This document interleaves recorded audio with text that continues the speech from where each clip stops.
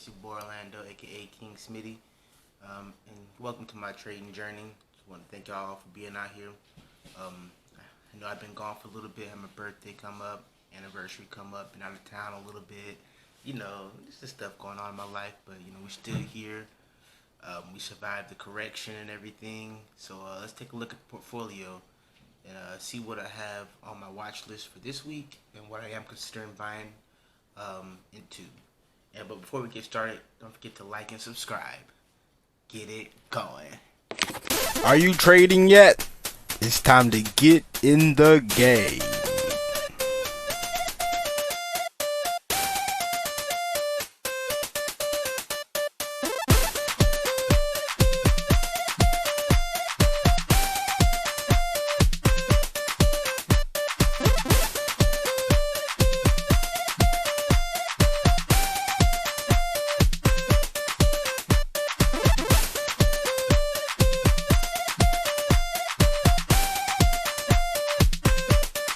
Alright, everybody, so let's get started into this.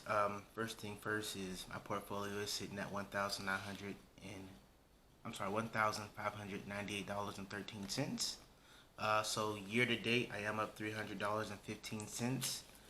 When it comes to realized gain and lost, I am up $50 on the year. As in things that I've actually sold and took profits on, or things I sold and took a loss on. I am up $50 as far as that though. The ticker symbol I want to look at today is Walt Disney. Ticker symbol DIS.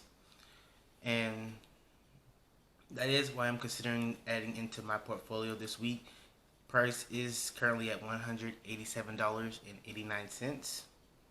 And the reason I'm considering going into the Disney share is just looking at the chart. It has been a very inclining chart in the last year. Even during this correction in this past month, it was hardly affected. If not, it went up still a little bit in that last month. In this last month. So, and plus I'm from Orlando. I'm from Orlando. My name's Orlando, and I'm from Florida. Disney, here I come. But yes, so I'm just gonna show you some of my due diligence on this stock and what's been going on with it. And in the comments, let me know if you like this stock or not. Let me know if it's in your portfolio or even on your watch list. Or hey, maybe let me know if I even put this on your watch list for you.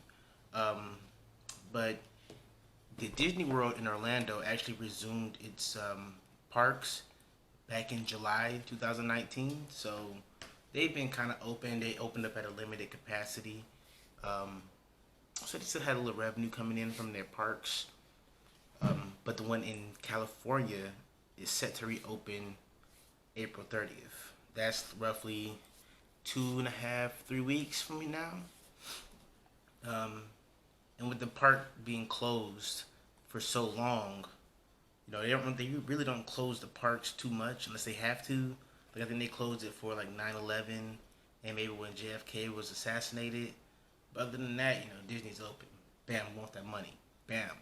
But it's been closed for a little over a year now with this coronavirus and stuff going on, causing Disney to lose billions of dollars because Disney World California is probably one of their biggest parks out there. I think it's bigger than the one in Orlando. But I do know all the stars go out there and people go out there and pay a little bit more because you can never know who you run into at Disney World. But yeah, the park being closed definitely causes billions of dollars to disappear from their Disney's balance sheets.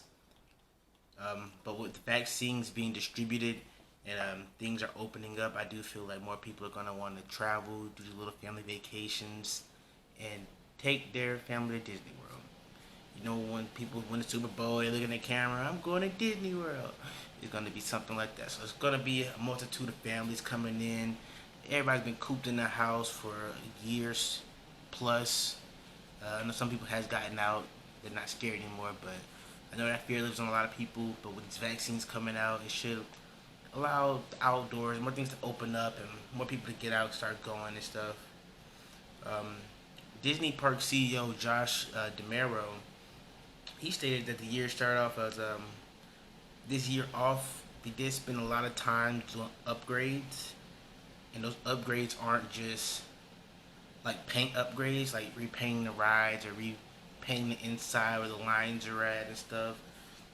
No, they've been really putting in some redesigning.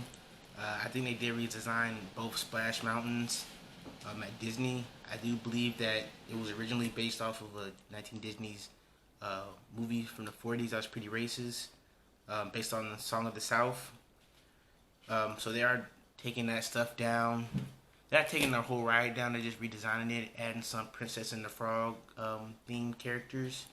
So out with the races and with the black. It's basically what they're doing.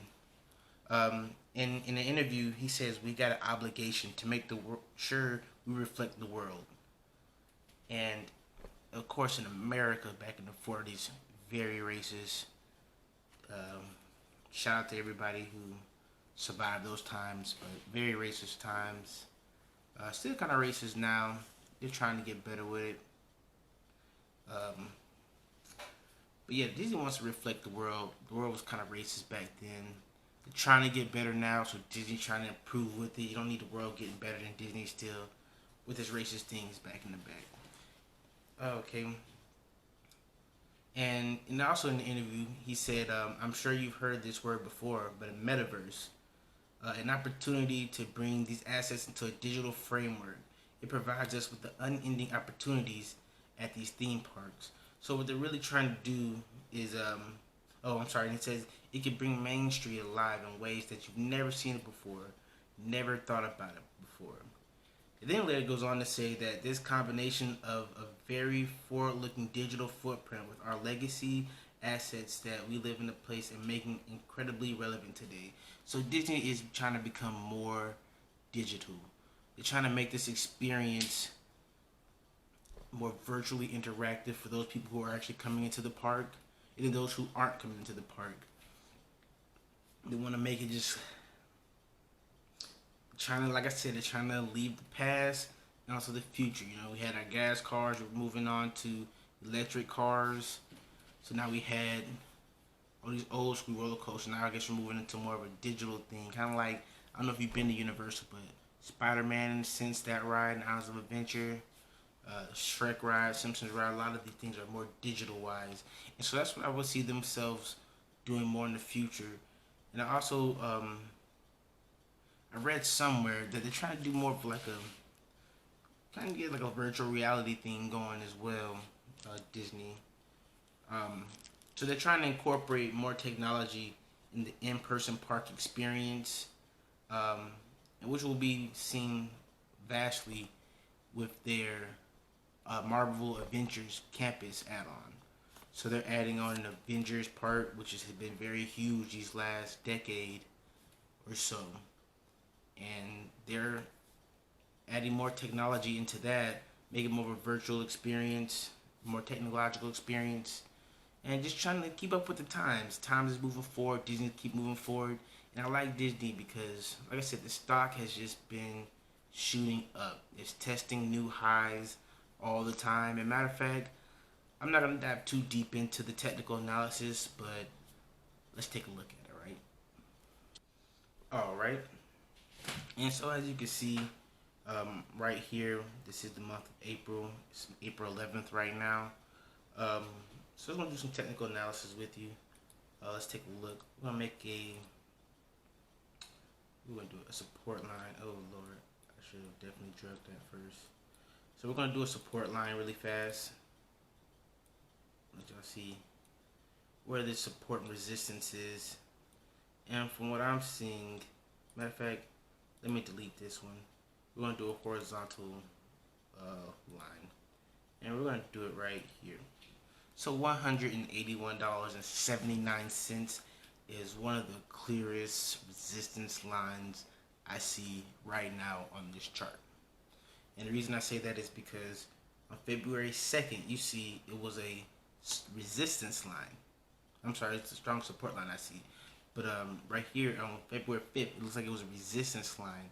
And that stock couldn't get over it. And over here, back in January, you see that the stock attempted to go over it a few times, but it eventually closed underneath it. You do see it started above it once, closed beneath it. So it looks like it's pretty strong support line. So it looks like it tested it a few times. Hasn't quite dropped under there. So for resistance, currently, you have another one right here. I would say $201.97. That's the high, all-time high it's had so far. So if it can break that, I do see it running again. And of course, all this right here is this last month of red. It's blood, Red Sea, Dead Sea, whatever you want to call it. It was blood everywhere. And it didn't get hit that hard. A little under $15 of a loss, so it's not too bad really. So you see, I am going to try to wait for it to pull back down closer to the 180 for me to get in, so that way I know at least it has a good $15 it can run up before hitting that next resistance line. And like I said, everything I've been talking about today has only been Disney parks, if you've noticed. The Disney theme parks Orlando, Disney theme parks California. I have yet to say anything about Disney Plus.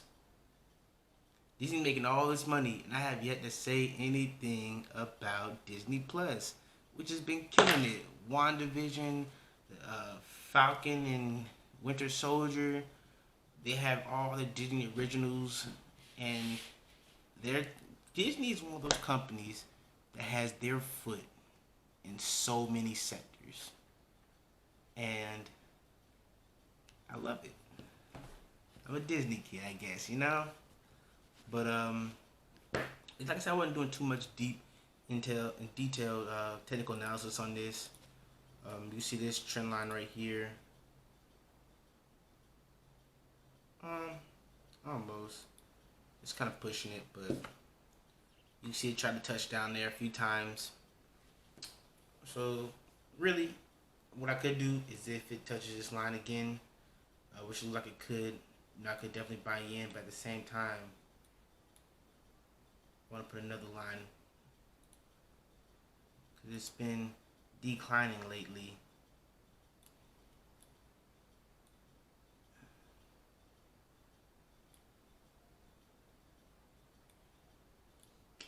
So if it closes above this line right here, this resistance line, there could definitely be a way for it to go up. If it touches this support line right here, I could definitely buy into the support. Then look, if I buy right here at 187, where it's at now roughly. Oops. Where it's at now roughly. And I know I have a good $5 that it could drop. That's not a lot. $5 and it's worth $187. That's not I'm not doing the math right now, but that's not a huge percentage. But I'm there. We're here. We're in for the long run. It doesn't give any dividends. So if I don't do this play right here for the Disney, another thing I would consider doing is buying more into APXT. I am down 16% in that, but it is starting to creep up really slowly. And I could definitely drop this money into here and lower my average cost down. So we're on this road to 5,000 right now for my first season of my road to my financial journey. So if you with me still, like and subscribe. We Disneyed out this check, hopefully. And let me know what's in your portfolio. Let me know right now what's your biggest position in your portfolio, and what's your biggest gain. Put that in the comments right now, just so I can just so I can compare mine to yours. I like to see what's carrying other people, and I'm showing y'all what's carrying me right now. Still Tesla, but I don't care. Like and subscribe. Are you trading yet? It's time to get in the game.